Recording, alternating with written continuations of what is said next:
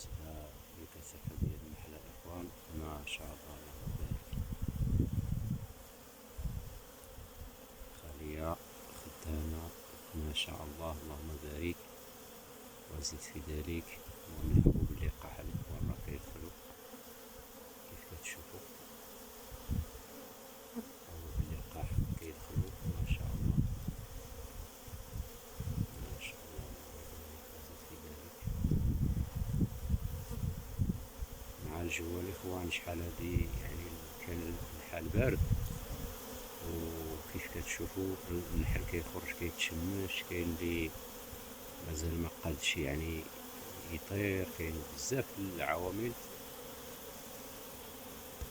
يعني يكونوا مورا هاد التحرك ديال النحل في الباب ديال الخلية. وكاين النحل اللي ما بقاش خدام حتى هو كيخرجوا النحل كيخرجوا على برا، لان هاد كيف كتعرفوا الاخوان النحل ما عندوش يعني شي حاجه، يعني النحل الضعيف ما عنده ما يدير به، خصو يخرج على برا صافي يموت صافي. هذاك الشيء هذيك هي يعني النحل كيبغي النحل اللي يكون في صحة جيدة ويكون مزيان ويكون خدام، يعني كيجيب الحبوب اللقاح وكينظف الخلية وكيبني الشماع. يعني الا كانت النحلة فيها غير شي حاجة شي ديفو ولا شي حاجة، كيضطر النحل باش يقتلها ويخرجها على برا كيف كتشوفوا. النحل يعني ملي كيكون فيه شي حاجة راه كيهزو النحل كيديه على برا كيلفو على برا.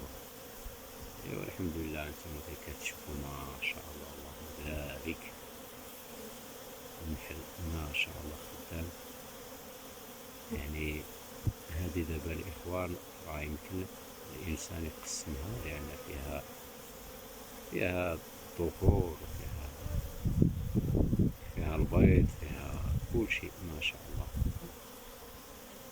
يسخر لنا وللجميع النحالة، نتمنى الله التيسير والتسخر للجميع.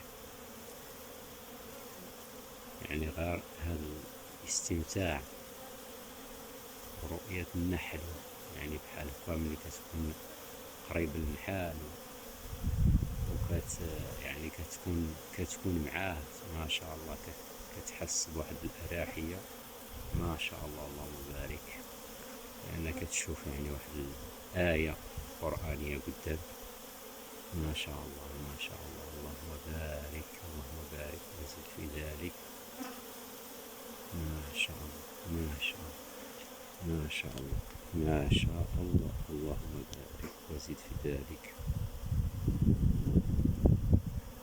نتمنى الإخوان يعجبكم الفيديو. إلا عجبكم الفيديو لا تنساوناش في شي لايك وشي تعليق، ولما لا تبارطاجيو الفيديو مع الأصدقاء ديالكم تشجيعا لنا، وشكرا لكم.